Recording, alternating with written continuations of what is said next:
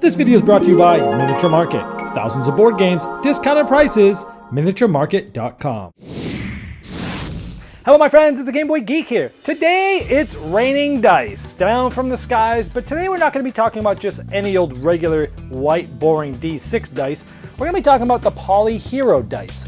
These are dice that were on Kickstarter but now are available as well. They have all different types and they have different hero type themes to them. Let's take a look.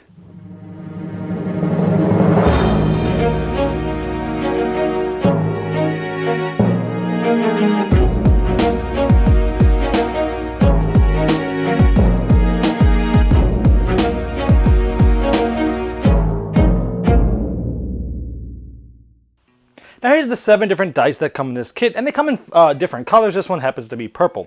Here we have the 4-sided dagger. Then we have a 6-sided sword, an 8-sided mace, 2 10-sided gauntlets, a 12-sided helmet, and a 20-sided shield. Let's take a closer look. And getting down on the table, you can see these a little bit more clearly. Those gauntlets look really cool. They have those little fists at the top of them.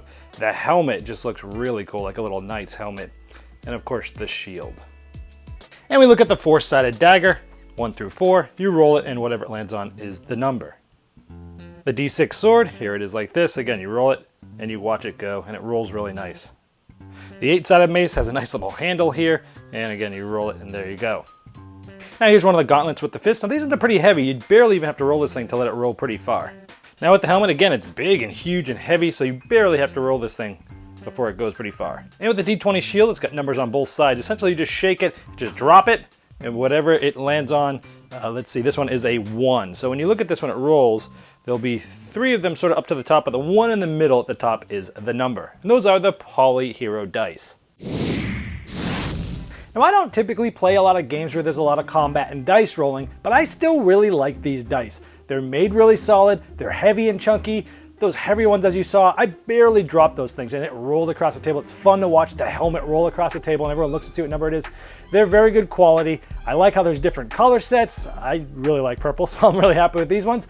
But it's cool. It's much better than just having the regular D10s and D4s that look like that. But now they're sort of thematic with the dagger and the gauntlet and the helmet and the shield. And they're cool. So if you're looking to upgrade some components, if you like to play a lot of games where there's warriors fighting and stuff like that, this definitely gives another thematic twist.